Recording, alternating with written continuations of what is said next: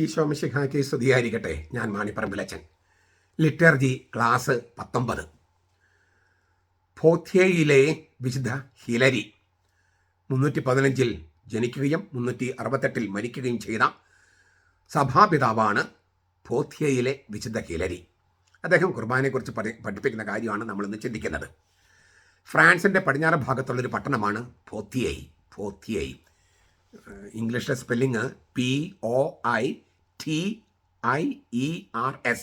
ഫോത്യൈ, അങ്ങനെ ഉച്ചരിക്കുക. അവിടുത്തെ മെത്രാനായിരുന്നു ഹിലരി. സഭയുടെ വേദപാലങ്കരാണെന്ന് ഞാൻ പറഞ്ഞു കഴിഞ്ഞു. ആര്യൻ പാഷാണ്ഡതയുടെ തലയിൽ ചുറ്റിക കൊണ്ട് അടിച്ചവൻ എന്നാണ് അദ്ദേഹത്തെ വിശേഷിപ്പിക്കുന്നത്. ഈ ആര്യൻ പാഷാണ്ഡത സഭയിൽ ഉണ്ടായിരുന്നു. അപ്പോൾ അതിനെതിരെ ശക്തമായ നിലപാടെടുത്ത് അങ്ങനെ ഈ ആര്യൻ പാഷാണ്ഡതക്കാരെ ശരിക്കും തലയ്ക്ക് കൊട്ടി അവസാനിപ്പിച്ച ഒരാളാണ് ഈ ഹിലരി എന്നാണ് വിശേഷിപ്പിക്കപ്പെടുക. അതുപോലെ തന്നെ പാശ്ചാത്യ സഭയുടെ അത്തനാസിയോസ് എന്ന് വിളിക്കപ്പെടുന്നു. പൗരസ്ത്യ സഭയിലെ വലിയ സഭാപിതാവാണ് അത്തനാസിയോസ്. അതുപോലെ പാശ്ചാത്യ സഭയ്ക്ക് അങ്ങനെ ഒരാളുണ്ടെങ്കിൽ അത് ഹിലരിയാണ് എന്നൊരു വിശേഷമുണ്ട്. അദ്ദേഹത്തിൻ്റെ കാലത്തും ഈ കുർബാനയെ നിഷേധിച്ചിരുന്നവരുണ്ടായിരുന്നു. അത് ഇന്നത്തെ പെന്തക്കോസ്തക്കാർ, ദൈവസഭക്കാർ, യഹോവ സാക്ഷികൾ, ബ്രദറൻ അസംബ്ലിക്കാർ, അങ്ങനെയുള്ള കുറേ പേരുണ്ടല്ലോ. പ്രൊട്ടസ്റ്റന്റുകാർ, ലൂതറൻസ് അത്രയുണ്ട് വരില്ല, അങ്ങനെയുള്ള ആംഗ്ലിക്കൻസും അത്ര വരില്ല. ബാക്കിയുള്ളവരെ ഈ കുർബാന നിഷേധിക്കുന്ന ഒരുപാട് പേരുണ്ട്.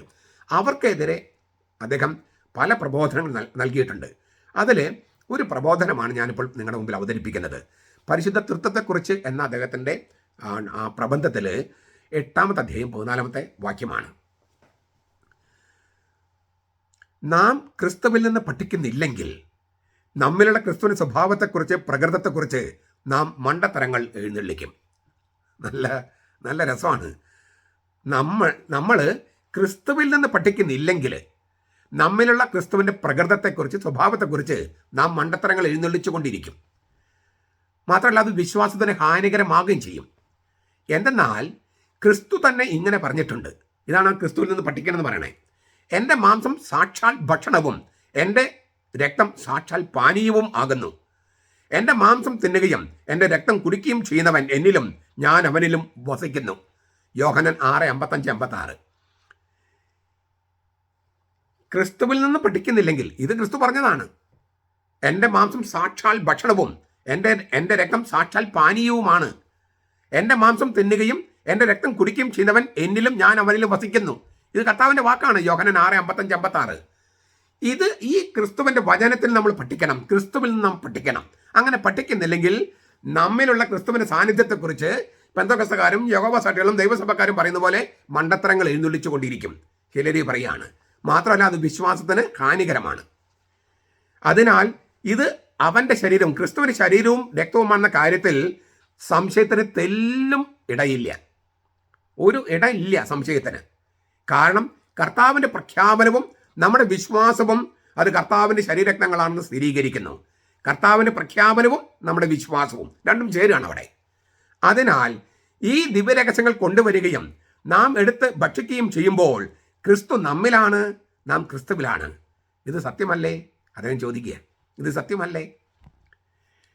എന്നിട്ട് അദ്ദേഹം പറയാണ്, യേശു ക്രിസ്തുവിൻ്റെ ദൈവത്തെ നിഷേധിക്കുന്നവരുണ്ടല്ലോ, യേശു ക്രിസ്തു ദൈവമല്ല എന്ന് പറഞ്ഞ് നടക്കുന്നവർ, അവർക്ക് വിശുദ്ധ കുർബാന സത്യമല്ലെന്ന് പ്രചരിപ്പിക്കാൻ സ്വാതന്ത്ര്യമുണ്ട്. അവരത് ചെയ്തോട്ടെ. ആ വാക്കുകൾ ഒന്നുകൂടി കേൾക്കണം നമ്മൾ. യേശു ക്രിസ്തുവിൻ്റെ ദൈവത്തെ നിഷേധിക്കുന്നവർ, അതായത് യേശു ക്രിസ്തു ദൈവമല്ല എന്ന് പറഞ്ഞ് നടക്കുന്നവർ, അവർക്ക് കുർബാന സത്യമല്ലെന്ന് വിചാരിക്കാൻ സ്വാതന്ത്ര്യമുണ്ട്, പ്രചരിപ്പിക്കാൻ സ്വാതന്ത്ര്യമുണ്ട്. അവരത് ചെയ്തോട്ടെ. അപ്പോൾ ഈ വിശുദ്ധ കുർബാന എന്ന കൂദാശി ഇല്ലെന്നും അത് കർത്താവിൻ്റെ ശരീരമല്ല രക്തവുമല്ല എന്ന് പറഞ്ഞ് നടക്കുന്നവരുണ്ടെങ്കിൽ അവർ യേശു ക്രിസ്തുവിൻ്റെ ദൈവത്തെ നിഷേധിക്കുന്നവരാണ്. യേശു ക്രിസ്തു ദൈവമല്ല എന്ന് പ്രചരിപ്പിക്കുന്നവരാണ്. അങ്ങനെ ഉള്ളവർക്ക്, യേശു ക്രിസ്തു ദൈവത്തെ നിഷേധിക്കുന്നവർക്ക് കുർബാന നിഷേധിക്കാൻ സ്വാതന്ത്ര്യമുണ്ട്. അവരത് ചെയ്തോട്ടെ എന്നാണ് ഹിലരി പറയണേ. നമ്മളത് ചെയ്യേണ്ട കാര്യമില്ല. നമ്മളെന്താണ് ചെയ്യേണ്ടത്? അവൻ്റെ മാംസരക്തങ്ങളിലൂടെയാണ് അവൻ തന്നെ നമ്മുടെ ഉള്ളിലായിരിക്കുന്നത്. ക്രിസ്തു നമ്മുടെ ഉള്ളിലാണെന്ന് പറഞ്ഞാൽ അതൊരു ഭാവനയും വെറും വിശ്വാസവുമായി നിൽക്കാതെ മൂർത്ത രൂപത്തിൽ അവൻ നമ്മുടെ ഉള്ളിലായിരിക്കണമെങ്കിൽ കൂദാശകൾ വേണം, സവിശേഷമായി വിശുദ്ധ കുർബാന എന്ന കൂദാശ വേണം. ഇതാണ് അദ്ദേഹം പറയണേ. അവൻ്റെ മാംസരക്തങ്ങളിലൂടെയാണ് അവൻ തന്നെ നമ്മുടെ ഉള്ളിലായിരിക്കുന്നത്. നാം അവൻ്റെ ഉള്ളിലായിരിക്കുന്നതും അങ്ങനെ തന്നെയാണ്. ഇതല്ലാതെ വേറൊരു മാർഗമില്ല. അല്ലെങ്കിൽ വെറും ഭാവനയോ വെറും ഒരു വിശ്വാസമായിട്ട് മാത്രം നിൽക്കും. മൂർത്ത രൂപം പ്രാപിക്കില്ല. കോൺക്രീറ്റ് ആയിട്ടുള്ളൊരു രൂപം വേണ്ടേ? ഇനി നാം അവനോട് കൂടെയാണെങ്കിലോ നാം അപ്പോൾ ദൈവത്തിലാണ്. നാം ക്രിസ്തുവിനോട് കൂടെയാണെങ്കിൽ നാം അപ്പോൾ ദൈവത്തിലാണ്.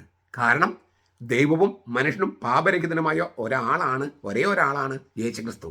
ആ യേശുക്രിസ്തുവാണ് നമ്മിലേക്ക് മാംസരത്നങ്ങളായി സ്പർശിക്കാനും രുചിക്കാനും അറിയാവുന്ന തരത്തിൽ നമ്മിലേക്ക് വരുന്നു. അപ്പോൾ അവൻ നമ്മിലാണ്, നാം അവനിലാണ്. അതുകൊണ്ട് തന്നെ നാം ദൈവത്തിലാണ്. ഇതാണ് കർത്താവ് പറഞ്ഞത്. നിങ്ങൾ എന്നെ സ്നേഹിക്കുന്നുവെങ്കിൽ എൻ്റെ ഈ കൽപ്പന പാലിക്കുക. അങ്ങനെ കൽപ്പന പാലിച്ചാൽ ഞാനും എൻ്റെ പിതാവും വന്ന് അവനിൽ വിശ്വസിക്കുന്നവരിൽ വാസമുറപ്പിക്കും. നാം സ്വർഗത്തിലേക്ക് പോകുന്നതിന് മുമ്പ് സ്വർഗം നമ്മിലേക്ക് വന്ന് നമ്മിൽ വാസം ഉറപ്പിക്കുകയാണ്. നാം സ്വർഗത്തിലേക്ക് പോകുന്നതിന് മുമ്പ് സ്വർഗം നമ്മിലേക്ക് വന്ന് വാസം ഉറപ്പിക്കുന്നില്ലെങ്കിൽ നാം സ്വർഗത്തിൽ പ്രവേശിക്കില്ല. നാം സ്വർഗത്തിലേക്ക് പ്രവേശിക്കുന്നതിന് മുമ്പ് സ്വർഗം നമ്മിലേക്ക് പ്രവേശിക്കണം. ഇതാണ് ദൈവരാജ്യം നിങ്ങളുടെ ഉള്ളിലാണെന്ന് പറഞ്ഞതിൻ്റെ അർത്ഥം. ദൈവരാജ്യം നിങ്ങളുടെ ഇടയിലാണ്, ദൈവരാജ്യം നിങ്ങളുടെ ഉള്ളിലാണ്. ഈ ദൈവരാജ്യം എന്ന് പറയുന്നത് യേശുക്രിസ്തു തന്നെയാണ്.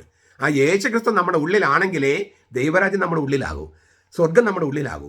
എങ്കിലേ നാം സ്വർഗത്തിലേക്ക് പ്രവേശിക്കൂ. ഇതൊരു ഒരു ഒരേ സമയം നടക്കുന്ന കാര്യങ്ങളാണ് രണ്ടും. ഇതാണ് ഈ വിശുദ്ധ ഹിലരി അവതരിപ്പിച്ചത്. എത്രയോ ഗംഭീരമായ വ്യാഖ്യാനമാണ് കുർബാനയെക്കുറിച്ച്. നമുക്കത് പല പ്രാവശ്യം കേൾക്കാം. എന്നിട്ട് നമ്മുടെ ഇടയിലും ഈ ആര്യൻ ഭാഷ പോലെ പെന്തക്കോസ്തക്കാർ, ദൈവസഭക്കാർ, ബ്രദർ അസംബ്ലി, ബോൺ അഗെയിൻ, പ്രൊട്ടസ്റ്റന്റുകാർ, അങ്ങനെ 100,000 പേരുണ്ട്. അവരോടൊക്കെ ഈ വിശുദ്ധൻ്റെ വാക്യങ്ങളും കർത്താവിൻ്റെ വാക്യങ്ങളൊക്കെ വെച്ചിട്ട് വിശുദ്ധ കുർബാനയെക്കുറിച്ച് പ്രഘോഷിക്കുക. പരിശുദ്ധാത്മാവ് അവരിലേക്ക് വരുന്നത് വരെ പ്രഘോഷിക്കുക.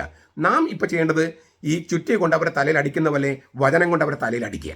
ഈ ഹിലരി ചെയ്തതാണ്. ബാക്കി ദൈവം ചെയ്തോളും.